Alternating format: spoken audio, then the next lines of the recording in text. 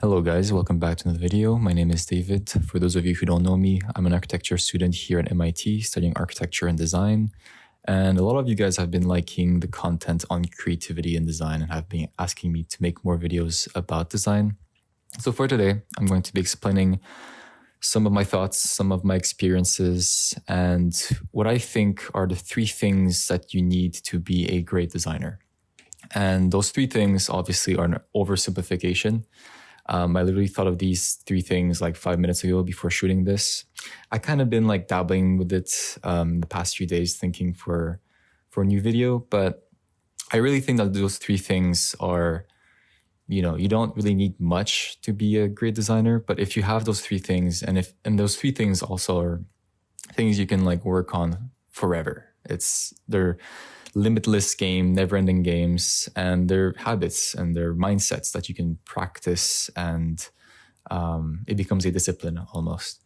Those three things I wrote are: number one, self-awareness; number two, open-mindedness; number three, play. And you might be thinking to yourself, okay, well, those are really random words. Yeah, I chose those words because they resonate with me.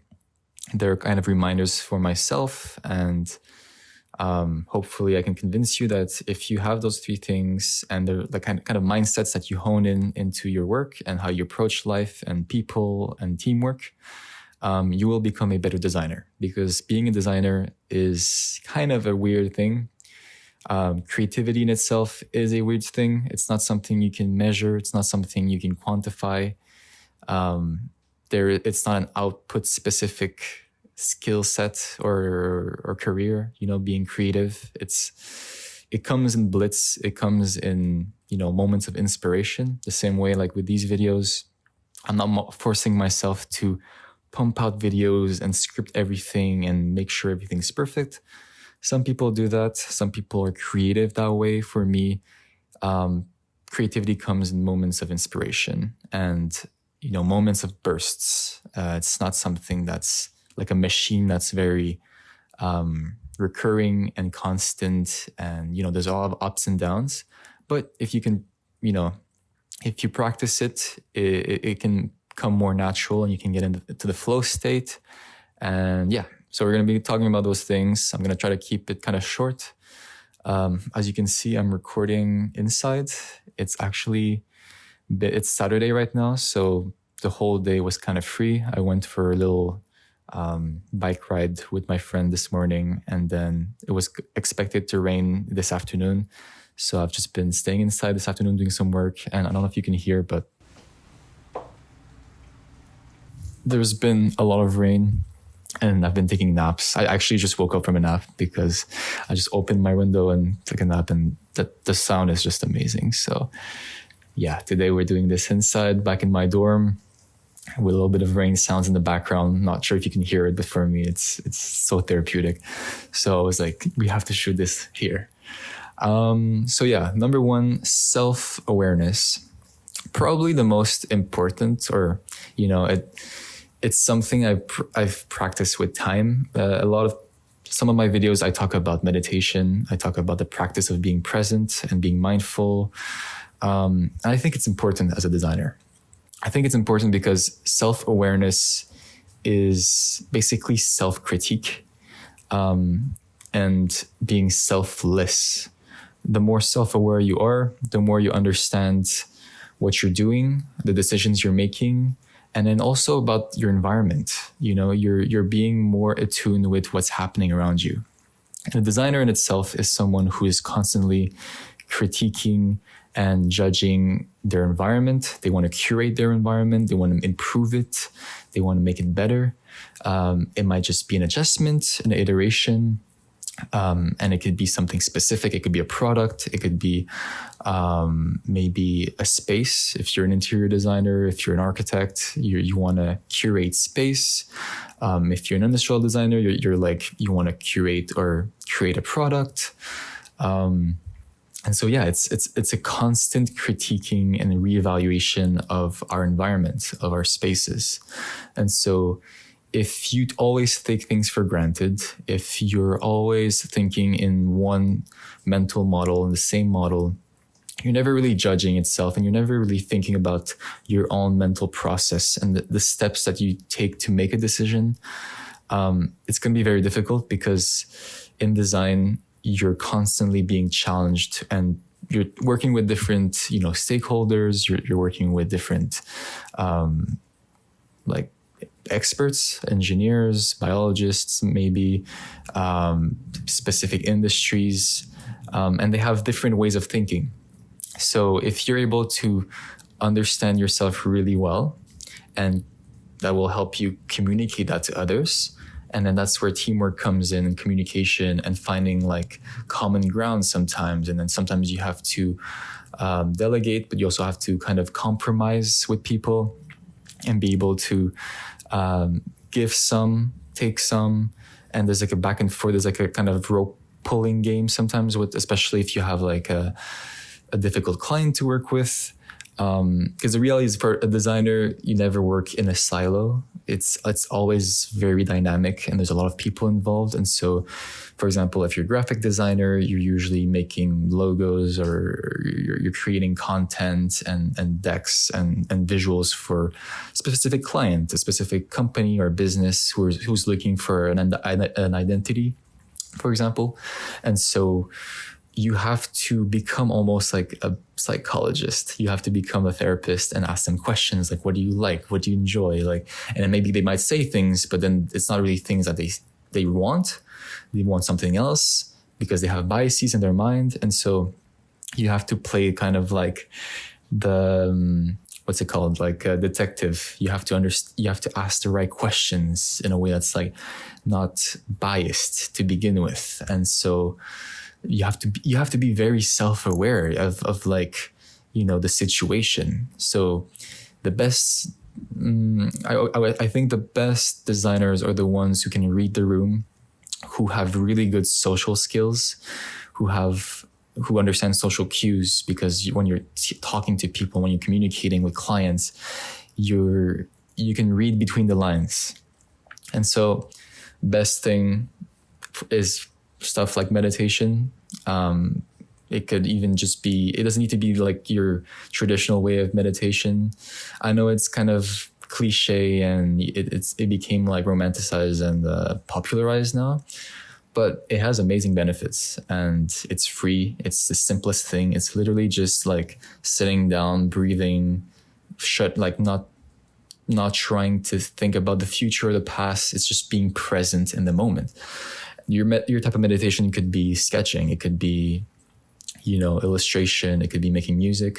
I'm a big fan of, trying different mediums. I learned the drums, and then guitar. And then whenever I would spend a lot of days like sketching or being more visual, it felt nice to go back to something auditory, where it's like I can just focus on the sounds. They're both very spatial in my opinion, and they're both ways of expressing yourself creatively, like different creative outlets. But I think anything that can bring you to the present, could be journaling, could be, walking, hiking, doing sports, whatever. Anything that can like bring your awareness to the present, it will just make you a clearer thinker. And I think that's really the foundation I wanted to start with, because being self-aware and understanding your surroundings and yourself and being present makes you a clear thinker. And I think intelligence or someone who has intelligence is someone who can think clearly. That's, for me, it's not about IQ, it's not about AQ, it's about being able to think clearly and have a clean slate whenever you enter a new challenge or a new problem. You're not just going in like right off the bat, not thinking, not strategizing. You're actually instead taking a step back, and you look at the full picture. You zoom in, you zoom out. That's something we do often in architecture or in any sort of art, design discipline.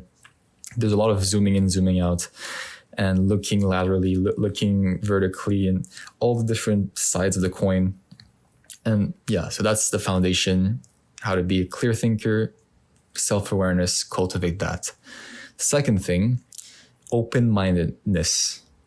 And I even think open-mindedness is a term used in psychology. There's like a thing in clinical psychology, like a test you can take where I think it's called like something like the Big Five or the Big Four. I'm not even sure. But open-mindedness for me is related to creativity. It's about being curious and being selfless in the process as well. Open-mindedness is important because it cultivates a growth mindset. It cultivates a learning mindset. So you can never assume that you know everything, because there are so many things to learn about, like different disciplines. Every time you talk to an expert, you can always gain something that can help you and that can open your eyes to different things. And then you can start connecting the dots. And then it's not even just about learning, but it's about whenever you approach again, going back to working in teams, whenever you're talking to someone else, it's about being a good listener. It's about, removing yourself from the equation and being almost like a middleman, or becoming a interpreter, or there's a term I forgot, a facilitator. That's a new kind of job that I think is gaining more and more popularity, especially like in the tech scene, is being a facilitator. So especially when you have, large design sprint meetings or a lot of different people involved, it can be very messy in those meetings. And I had experience in like large meetings where there's too many people, like nobody knows what they're doing, like what each person is doing. And the roles can get murky, especially in startups in the beginning. It's like, we want the best out of everyone. And so having structure is very important. And design a lot of it is adding structure to messiness. And so if you're open-minded enough, and you can really not really focus on yourself, but worry about what others want and what their worries are, what their needs are, and becoming this kind of this orchestrator, I think it would help you a lot in design, because then you're taking some out of everyone, but then you're also leaving some, because you don't want to take everything. Again, it's that game of rope pulling, of giving and taking. But with open-mindedness, you're never shutting down an idea. You're never, saying the absolute to everything. It's not a binary thing. It's there's more nuance to things, right? Because a lot of times you get into arguments or you get into conflicts because of miscommunication or misalignment, or just even misunderstanding to begin with. So your job as a designer is to make things as clear as possible. And that's where storytelling comes into play, is you want to dumb it down. You want to make it so it's universally understood, either through diagrams, visuals, simple word, clean aesthetics. Maybe it's through beauty, maybe it's through functionality, something that like is so seamless that anybody can use, anybody can understand. But before getting there, you have to, understand and hear out what others want. You can't do this for yourself. And then I think that's where like the difference between art and design is because art is, you're kind of doing it for yourself. It's more of a selfish thing, and it's nothing wrong with that. I think it can be, like I said, it could be a beautiful creative outlet for you, for your self-growth and self-cultivation, and just to bring you to the present. And you learn a lot by sketching or painting or making music, but it's ultimately for yourself, right? Where design is, you're creating something for someone else. You're offering a service and then trying to understand what that person wants, if it's solving a problem or adding an experience. That's what a designer does. That's the difference between art and design. But to do that, to be a designer, because you're doing it for someone else and not for yourself, you have to remove yourself from the equation. You have to instead listen to what the client, what the professor, what your collaborator is looking for.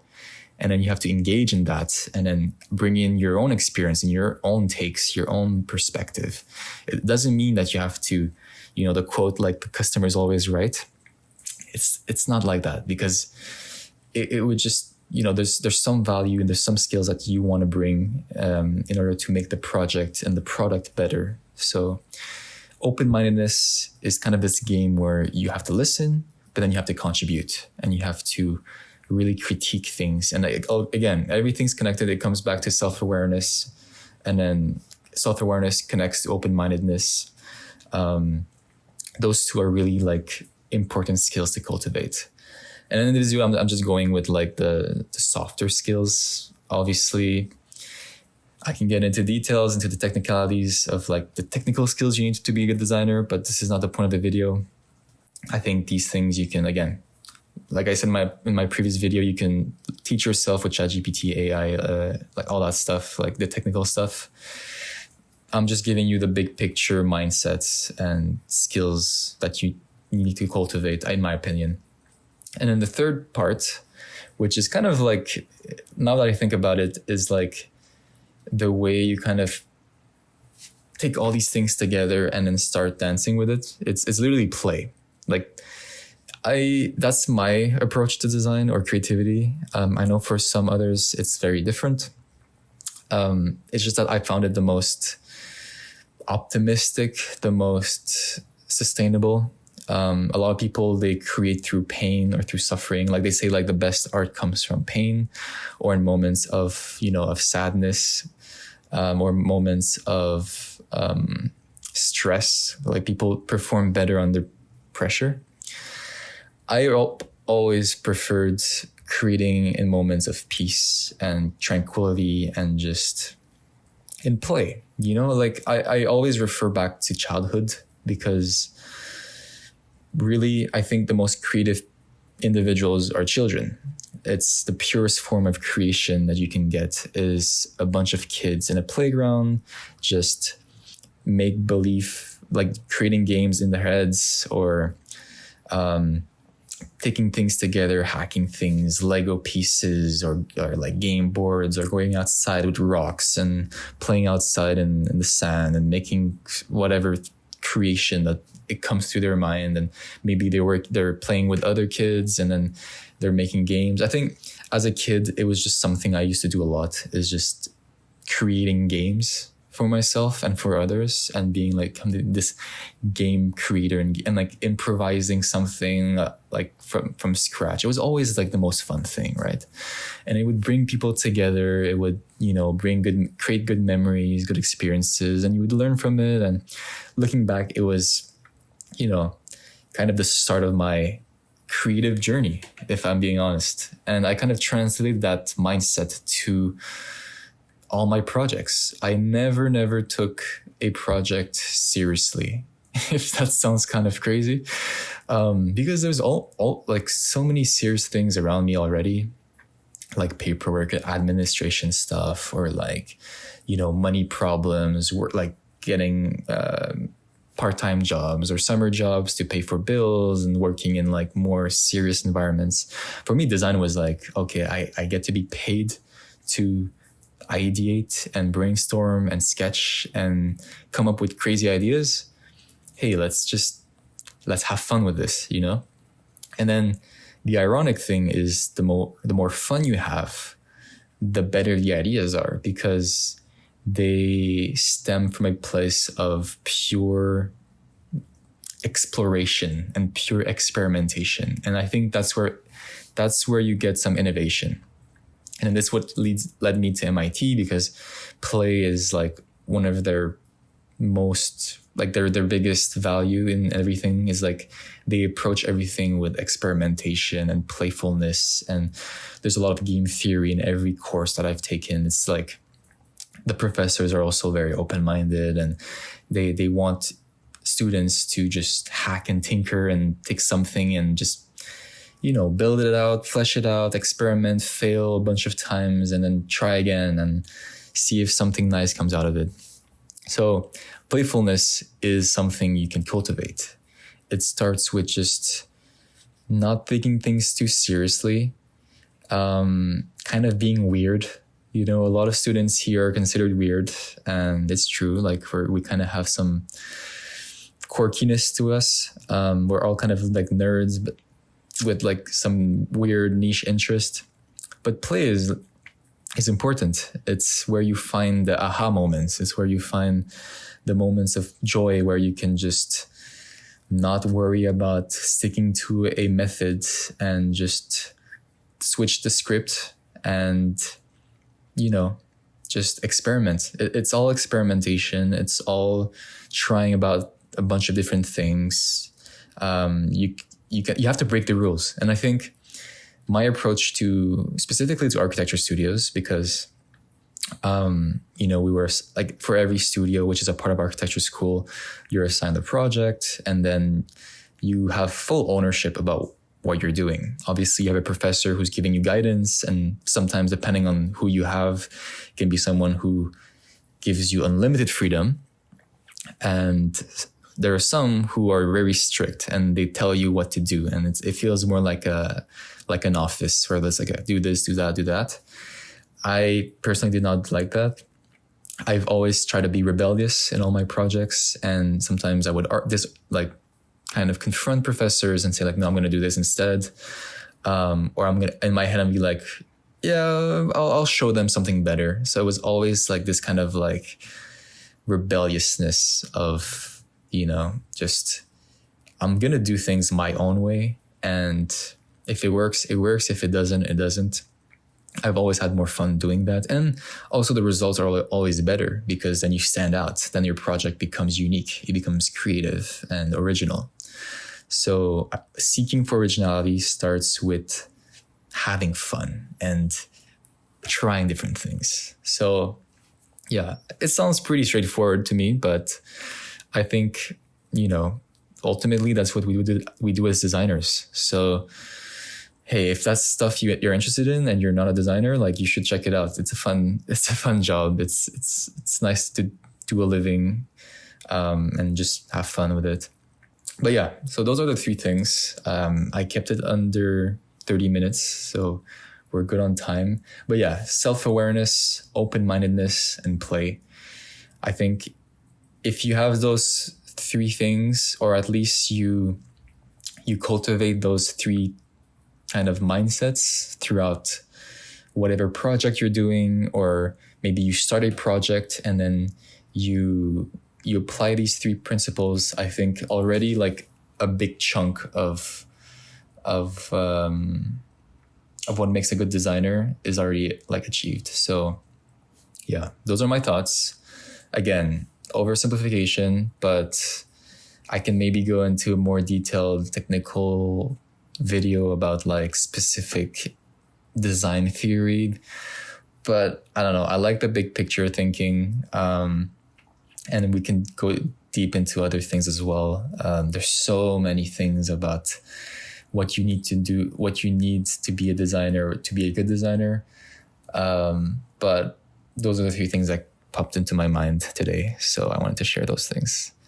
So yeah, let me know if you appreciated the video, if you agree on some things, if you disagree, if something resonated with you, if you want more similar videos, something in a different style, more educational, less educational.